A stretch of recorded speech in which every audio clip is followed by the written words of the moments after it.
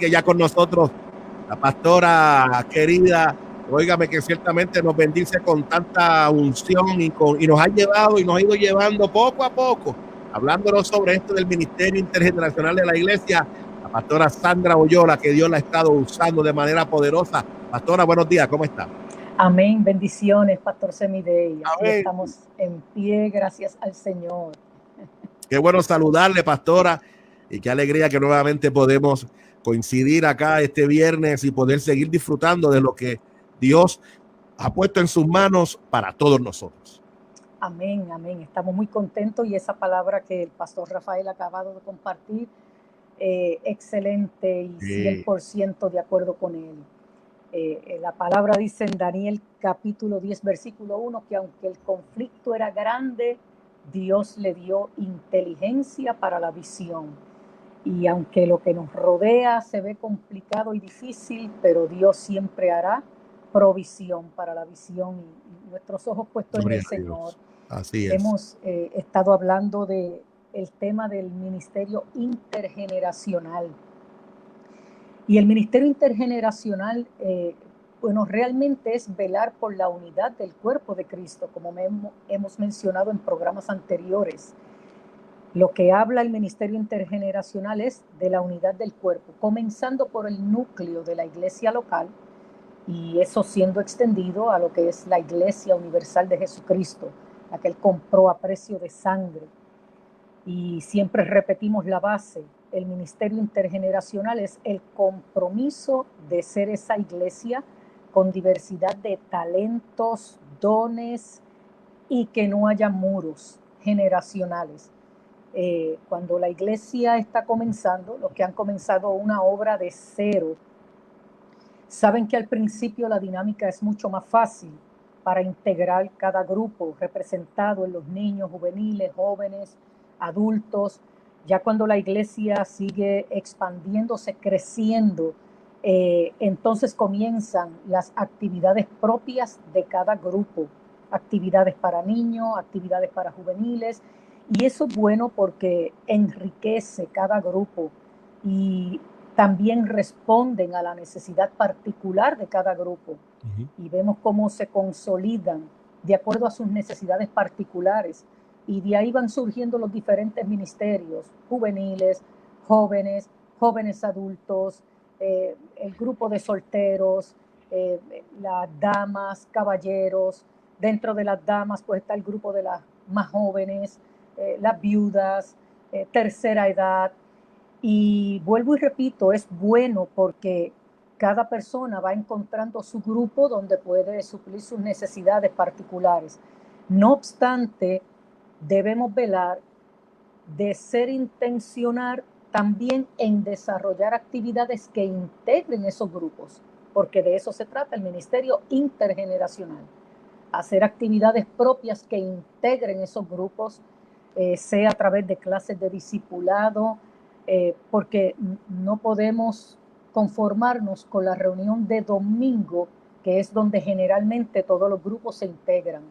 Deben haber diversidad de actividades y obviamente dentro de las circunstancias que estamos viviendo ahora con esto del COVID, que nos vemos quizás limitados en cierta manera para hacer ese tipo de actividades, pues entonces hay que reinventarse. Y gracias a Dios por el Espíritu Santo, porque nos guía entonces. Les hablé hace unas cuantas semanas atrás de la actividad que teníamos de que los jóvenes pudieran grabar algún videíto que fuera dirigido a alguna persona de avanzada edad, pero a la misma vez en este tiempo de gran trascendencia que estamos viviendo, y hablo de Puerto Rico en particular, aunque esto es general, creo que también debemos levantar mentores adultos hacia nuestros jóvenes, pero de manera personalizada. Excelente. Donde se adopte un joven y se ore por él y se dé mentoría directa, que ese joven pueda saber que hay alguien específicamente que está orando por él, cubriéndolo, ayunando, que ese joven pueda decir, mira, ayúdeme a orar por esto. Nosotros en la iglesia, por lo menos hemos hecho eso en varias ocasiones y hemos visto el resultado. No digo que ha sido al 100, pero hemos visto el resultado. Hemos visto el resultado cuando un adulto ha adoptado a un joven y ha orado con él y ese joven siente que puede rendir cuentas. Mire, pastora, ayúdeme a orar por esto, mire, estos son los planes, pienso estudiar esto, tengo estos exámenes pendientes, y hemos visto el resultado cuando somos intencionales. Yo creo que en la palabra el apóstol Pablo fue bien enfático en eso. Podemos encontrar un sinnúmero de citas bíblicas que sostengan lo que es el ministerio intergeneracional, pero hemos usado esa porción bíblica que se encuentra en Efesios como la base y el fundamento de lo que es este ministerio. Y como mencioné anteriormente, es vernos como cuerpo, como un cuerpo, como un solo, desde el núcleo de la iglesia local, vuelvo y repito, hasta lo que es la iglesia en general. Entonces, cuando vemos ese capítulo 4 específicamente, porque desde el capítulo 3 el apóstol Pablo viene haciendo énfasis de lo que es la identidad del individuo. Fuimos escogidos con un propósito, ese propósito es eterno. Él nos lleva en un recorrido en el capítulo 1, capítulo 2, capítulo 3, en encontrar nuestra identidad en el Señor, ese propósito, quiénes somos en el Señor. Pero luego entonces, desde el individuo, en su entendimiento, en su posición en Cristo, en esta nueva vida, entonces lo lleva a integrar en el cuerpo, para que se vea como un complemento en el cuerpo. O sea, si cada uno como individuo recupera y entiende su identidad y su lugar en el cuerpo, entonces puede funcionar de manera integral. Y esto desde la iglesia local. Y Pablo hace énfasis en el capítulo 4, que es donde insta. Y ahí lo que vemos es precisamente cómo llevar a cabo el ministerio intergeneracional desde la iglesia local y de manera complementaria en la organización a la que pertenecemos, y cada organización integrada en un solo cuerpo. Saqué por lo menos 4 puntos relevantes que aparecen en ese capítulo sobre el ministerio intergeneracional. Número 1, el apóstol Pablo plantea y dice que esa unidad de cuerpo, porque vuelvo y repito, el ministerio intergeneracional es la unidad del cuerpo. Él dice, esa unidad tiene que estar basada en amor, en amor. Y es quizás donde más he querido hacer énfasis en estas, cuando mencionamos especialmente los jóvenes y juveniles, y cuando él dice que esta unidad basada en amor, dice él, que sea con humildad y mansedumbre, soportándose con paciencia unos con otros, en amor. Y ahí es donde hace el énfasis, en amor. Y créanme que para trabajar con nuestros jóvenes, juveniles, incluso con la tercera edad, el fundamento debe ser el amor. Y lo hemos mencionado en programas anteriores y hoy hacemos énfasis. El amor aquí no es un sentimiento, no es una emoción, sino una conducta para relacionarme con los demás. Porque Dios está mirando lo que hay dentro de mí, las motivaciones, las intenciones, la transparencia con que lo hacemos. Dios lo está mirando. Más allá de los hechos y las acciones, Él mira las motivaciones y las intenciones, no para juzgarnos, sino para corregirnos y enseñarnos. Entonces el amor aquí no es ese sentimiento, sino una conducta para relacionarme con los demás. Y Pablo entonces dice anteriormente que debíamos estar arraigados y cimentados en ese amor, que obviamente es Cristo Jesús. Por lo tanto, lo número 1 es un ministerio intergeneracional que procura la unidad del cuerpo basado en amor. Y dentro del amor, él expone la humildad, es lo primero. Humildad. Y la humildad es algo que en el tiempo de Pablo los griegos despreciaban porque representaba la servidumbre, representaba lo que eran los esclavos.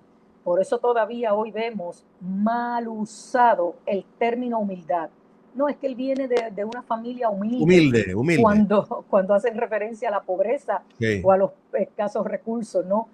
Entonces la humildad no consiste en los pocos recursos económicamente que pudiéramos tener, es más bien una actitud interna del ser humano en un reconocer a los demás como iguales. Entonces, cuando estamos hablando aquí de la humildad dentro del ministerio intergeneracional, es precisamente esa dinámica de los jóvenes valorar, apreciar, amar a esa tercera edad, igual que esa tercera edad, ver, valorar y amar. Jesús lo dijo, si alguno quiere ser grande, sirva a los demás. Así es. El ejemplo de la grandeza en humildad lo podemos ver en Cristo. Y cómo vino a servir, y más aún lo describe precisamente Pablo. Entonces, cuando estamos considerando la humildad, así como vino Cristo, eso es un ministerio intergeneracional basado en amor. La humildad es esencial en lo que hacemos y cómo lo hacemos para velar por esa humildad. Número 2, él menciona la mansedumbre, y precisamente Aristóteles la consideraba como la cualidad de la moderación. Es un término que se usaba para los animales domesticados. Si aplicamos eso, no es sinónimo de debilidad, sino control de mi fortaleza, de lo que hay dentro. Entonces él dice, la unidad es importante dentro del cuerpo intergeneracional, del ministerio intergeneracional, que es el cuerpo de Cristo, la humildad y la mansedumbre, y eso lo vemos en Cristo también. Es la cualidad de una personalidad fuerte que es a la vez dueño de sí mismo y siervo de los demás. Y entonces esto se define como la ausencia de la disposición de hacer valer derechos personales, ya sea ante la presencia de Dios o de los hombres. Excelente. Por eso lo vemos cumplido en Cristo Jesús. Dentro del amor, la paciencia, soportar por mucho tiempo a la gente provocativa, tal como Dios lo mostró en Cristo hacia nosotros. Y el ejemplo más grande que vemos en Cristo es cuando estuvo frente a Pilato, el creador del universo, el dador de la vida, la verdad encarnada, el verbo de Dios, la palabra revelada encarnada, y optó por guardar silencio. Pastora, es interesante porque hay algunos que traducen la palabra paciencia también como este carácter probado, porque es un carácter probado, porque es un carácter para poder soportar y aguantar con gozo. Amén. Y por eso algunos traducen la palabra paciencia como ese carácter probado, porque es esperar algo y aguantar con gozo, es soportar con gozo. Y de verdad que sí, así es. Sí, definitivamente. Por eso Jesús fue enfático cuando habló de la ayuda del Espíritu Santo, porque él dijo, cuando vayan a hablar, él les dirá qué deberán responder y cómo van a responder y qué palabras van a usar. Entonces, en ese sentido, es ejercer el espíritu de dominio propio que el Señor nos dio. Ejercer el espíritu de dominio propio. Y cuando hablamos de dominio propio, estamos hablando de la esencia del espíritu, porque lo dice, no nos ha dado Dios espíritu de cobardía, ¿verdad? Sino espíritu de dominio propio. Así que eso es una cualidad asistida por el Espíritu Santo. La verdad es que nosotros humanamente hablando no lo pudiéramos lograr. No hay manera de hacerlo. No hay forma. Que de hecho hay algunos que traducen la palabra, estaba leyendo que la expresión de dominio propio tiene que ver con ser sano.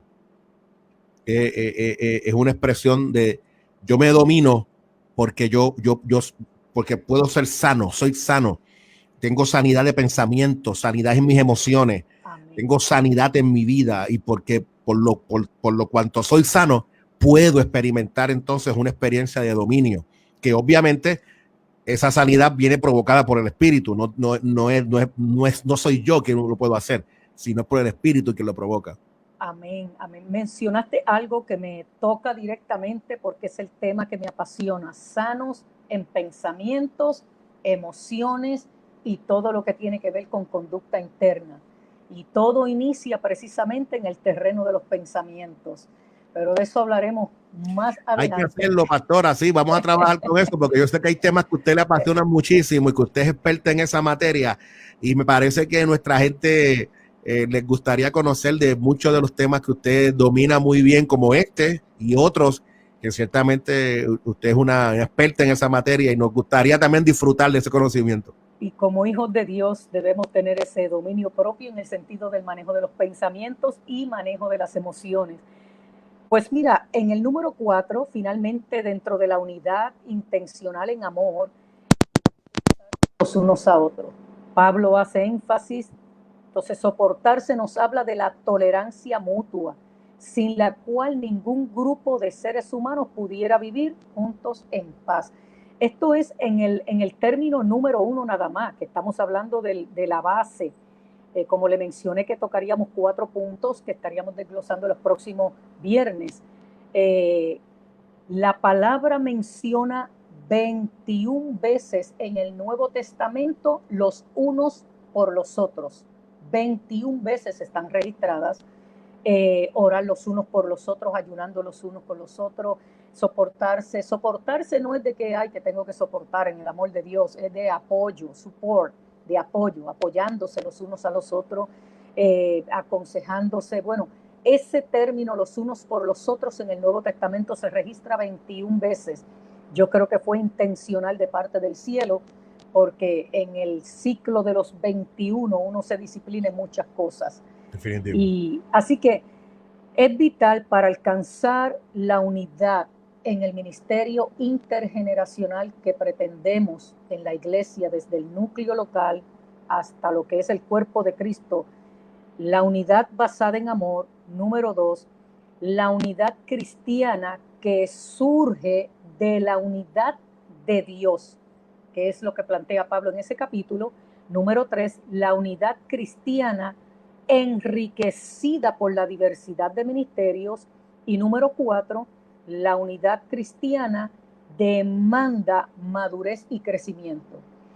Podemos nutrir cada grupo por sus necesidades particulares, pero tenemos que hacer también eventos o actividades intencionadas para integrarlos también y nutrirse unos con otros.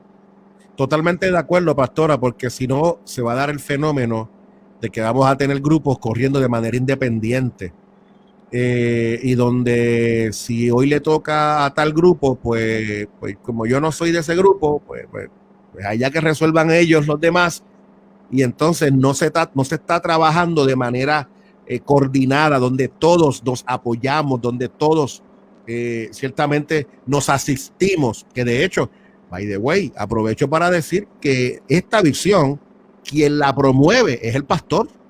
Amén. O la pastora, que Amén. Son quienes promueven la visión de la unidad de la iglesia y que los ministerios puedan estar debidamente unidos. El pastor y la pastora no puede abdicar a esta responsabilidad de promover y de provocar, ciertamente, que los grupos haya esa unidad y que cada cual pueda apoyarse mutuamente. Amén, amén. Así mismo. Así que ya más adelante estaremos tocando ese tema más ampliamente y desmenuzadamente. A mí me parece que es un tema muy interesante, pastora, y qué bueno que ciertamente usted pueda estar con nosotros y ayudarnos a poder mirar la iglesia y poder llevar a la iglesia que podamos disfrutar de esa unidad como el ministerio intergeneracional donde todos y todas nos apoyamos, nos perdonamos, nos consolamos. Tú sabes, todo eso lo puede hacer la iglesia porque ha sido capacitada para que lo pueda lograr. Amén. Me parece que sí. Pastora, qué bueno que usted está con nosotros, pero antes de irnos, ¿cómo la gente puede conocer de usted y puede conocer de su ministerio? Amén. Puede acceder a nuestra página de Facebook del Centro de Discipulado Mundial. Centro de Discipulado Mundial. Ahí puede acceder a nuestra página y ver lo que hacemos, cómo lo hacemos a través de nuestro ministerio, de la manera en que el Señor nos ha puesto para llevar a cabo la misión que nos ha encomendado. Amén. Qué bueno, pastor, y de verdad que en esta misión el Señor nos ha permitido disfrutar de su conocimiento, disfrutar de lo que Dios le ha dado a usted y que ciertamente ha sido de bendición para su iglesia, y a través de Terto Hablemos lo pueda compartir para que otros pastores y pastoras podamos todos disfrutar de, ¿verdad?, de lo que Dios le ha dado, y que ciertamente para su gloria también podamos implementar en nuestras congregaciones, y con la ayuda del Señor también poder tener esos buenos resultados. Que así sea. Pastora, amén. Gracias nuevamente por estar con nosotros. Amén. Les bendecimos más. Un abrazo, la paz del Señor y un tremendo fin de semana. Amén, igual. Dios me lo bendiga. Qué bueno.